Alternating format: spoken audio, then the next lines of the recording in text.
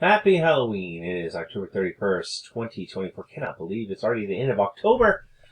To get into November, it's just crazy to me. But anyway, today could be a hot day. I mean, for Halloween. This is the hottest day since 1974, I think, that we've hit this high. So for many of you, it's the hottest Halloween you've had in your lifetime. As high temperatures will get up around 80 degrees. I mean, yesterday I hit 82 here in Percival, so do not be surprised. Really just a really warm day. Tonight we do have a front coming and approaching kind of late overnight. That may bring a few showers. I'm not overly optimistic about it. Only a 30% chance. That will continue into tomorrow morning. Tomorrow we'll have some variable cloud day. Still pretty warm. Highs up into the low to mid 70s as this front kind of came through later, so warmer air will be around. It'll finally cool us down to more seasonable temperatures as we go into the weekend. Highs around 60 on Saturday and into the 60s on Sunday, but then we are bumping right back up into the 70s next week, and we could hit 80 again as we head into next week. So let's kind of see what that looks like on the weather maps. Here's that front that's going to approach us here as we go into the future. As that front progresses eastward, you see that it pretty much dries up. If I was to zoom in, I mean, there's nothing here on the GFS. Now, this is the American model. It is a bigger global model. We're going to look at the local one to see what's coming through based on some short-term models here in a moment. Anyway, you see this high now comes in the northerly winds here around the right side because you have clockwise with high pressure coming down through. So as we go through the weekend on Saturday, kind of cool. And then as the clocks change, on Sunday night, that high starts slipping eastward. So we warm up a little bit, but not too much on Sunday. And then Monday, but things all move east. You see these reddish lines. These are the 500 millibars, just the height level up in the upper atmosphere.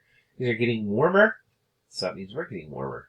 And that's going to continue to hold itself. You see it getting warmer next week.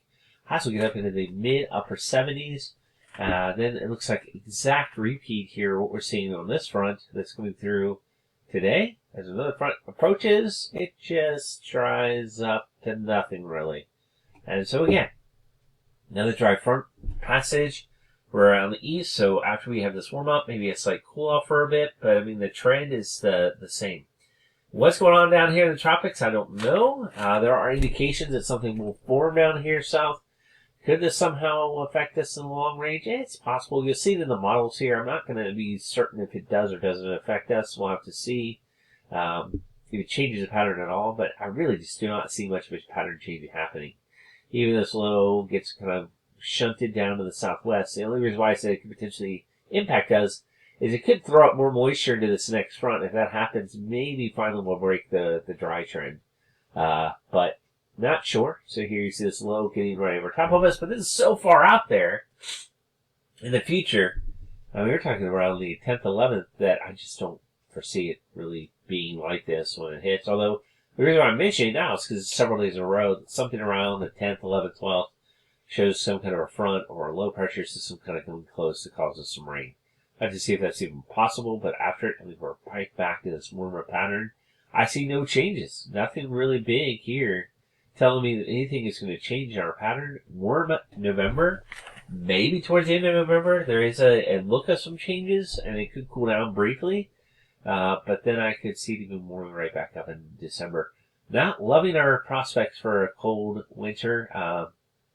I'll put out a quick kind of a winter outlook this weekend, but I mean, the summary is warmer than normal, lower snow than normal, and the best chances for us to see cold and snow will probably be the typical season time, January through February, late January into February, and maybe up into early March, but anyway, we'll see. Alright, so let's look at the short-term model. So I've rambled on. So this is a local, more fine-tuned model. It's called an AM. You can see the time here. It's 3 a.m. This is a little bit in the past. We'll move through the day. Nothing really going on. What we're looking for is tonight. As we move forward, you see these little scattered showers. Nothing really significant at all. I mean, this is Friday. Nothing really came through. So, any hope we had were really brief showers. There they go. Not really much shown on the short-term model. And the last thing I'll show is this one other short-term model. We'll push it into the future. See what's going on again. You can see the timestamp there to the left. Here, there's a few more showers showing up, so maybe something coming in here early morning. And that would be, welcome, but brief. Not really much, though, to it. I mean, it moves through pretty quickly here. Let's see how much rain it's expecting. So here the rain total output, you can see this is meager. at best. 0.02. Nothing really. Quick shower as the front comes through. That'll be it. But if we do get it, it'll break the trend of the dry weather, and that will break the record, or stop the record from happening. But anyway, just wanted to share this. This being your Thursday, Loudoun